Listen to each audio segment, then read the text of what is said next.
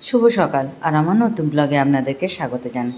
রান্নাঘর দরজা খুলেই সূর্যটা দেখা যায়, আর আজকে কোকিলটা ডাকছে দেখুন।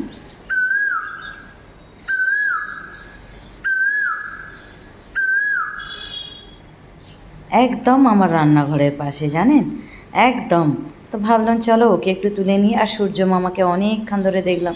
আজ যে রবিবার, সবাই বাড়িতে আছে, দেখি কি রান্না বান্না হয়। চলো চা খাওয়া থেকে শুরু করি। এই যে এদিকে চা হচ্ছে, খানিকটা দুধ কাটিয়ে রেখে দিয়েছি, ওটাও গরম করে রেখেছি। দুপুরে দুধ ভাত, আজকে সিম্পল রান্না হবে। আর এই যে কলা, ডিম, ব্রেড এনেছে, সব সাজিয়ে ফেলেছি। এবার চাটা হয়ে গেলেই নামিয়ে নিয়ে চলে যাব। কি বয়স এখনো ছোট হচ্ছে? তুমি কচি খোকা? হ্যাঁ, তুমি এখন ইয়াং। দাড়ি গমগুলো পেকে গেছে, ওগুলোকে কি করবে? আজকে যেভাবে খাবারগুলো খেলে, এরম যদি প্রতিদিন খাও না, তোমার দুদিনের শরীরটা সেরে যাবে। সবাই আমাকে বলছে দাদাকে একটু যত্ন করো, দাদাকে একটু খাওয়া দাও। এবার দাদাকে কি আমি যত্ন করিনি? তুমি মুখ ফুটে বলো তো। হ্যাঁ, এরকম রোজ খাবে। এই যে দুটো ডিম খেলে, একটা কলা খেলে, একটা ব্রেড খেলে, চা খেলে, এবার দুপুরে এক থালা ভাত খাবে, দেখবে শরীরটা দুদিনে ঠিক হয়ে যাবে তোমার। খালি বদমাইশি বুদ্ধি, খালি বদমাইশি বুদ্ধি। সেজেগুজে লাট সাহেব ঘড়ি ফড়ি পরে খাওয়া দাওয়া হয়ে গেছে, উঠে পড়েছে। এখন কটা বাজে? তুমি যে এক্ষুনি যাওয়ার জন্য লাফালাফি করছে, তো কি হয়েছে? বাজার করবো, টাইম লাগবে না। এই কটকটা রোদের মধ্যে সেই 12টার সময় যাবো নাকি? হ্যাঁ, এখানে জানো 7টা পর্যন্ত, 7:30 পর্যন্ত রোদ্দুর থাকে। এখানে 10টা মানে সবে সকাল। দুপুরে খাবারটা রাত্রে খাস? হ্যাঁ হ্যাঁ, না ওটা করি না আমরা। সেইটাই তো বলছে, 7:30 পর্যন্ত। যাই হোক, আজ দুপুরের বাজারটা কখন করবি? সেই বিকেলবেলা?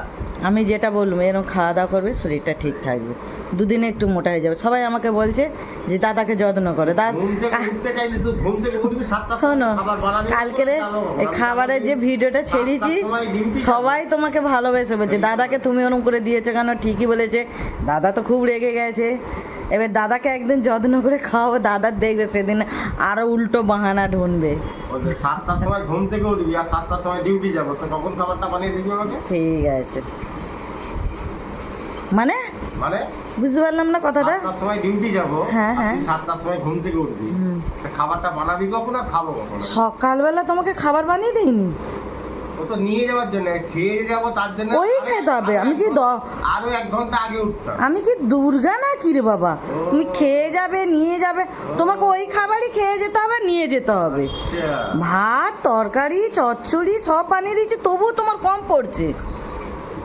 ভগবান, তাহলে কি খাবো?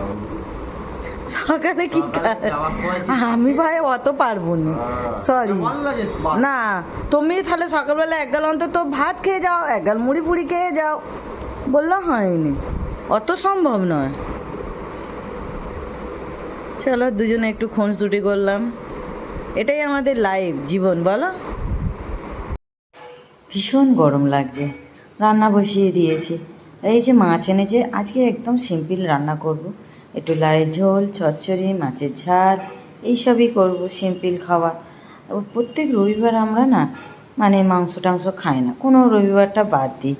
এই যে বেশ মাছের গাঁতাগুলো, এইগুলোই না জ্যান্ত মাছ এনেছে। এখন করে গুজরাটে এই জ্যান্ত মাছটা ভালোই পাওয়া যায়, আর মিষ্টি থাকে, এই মাছের কোনো গন্ধ নেই। যাই হোক, রান্না হয়ে গেছে, সব কিছু আর বেশি তো দেখাতে পারি না, অল্প একদম ছোট্ট করে ব্লগটা বানিয়েছি। থালা সাজিয়ে ফেলেছি, তোমাদের দাদাকে দিচ্ছি। এই যে, তবুও খাওয়ার সময় দেখবেন আমাকে বকবে, আমি মাছ কাটতে পারি না তো, সেই জন্য আমাকে বকাবকি করবে।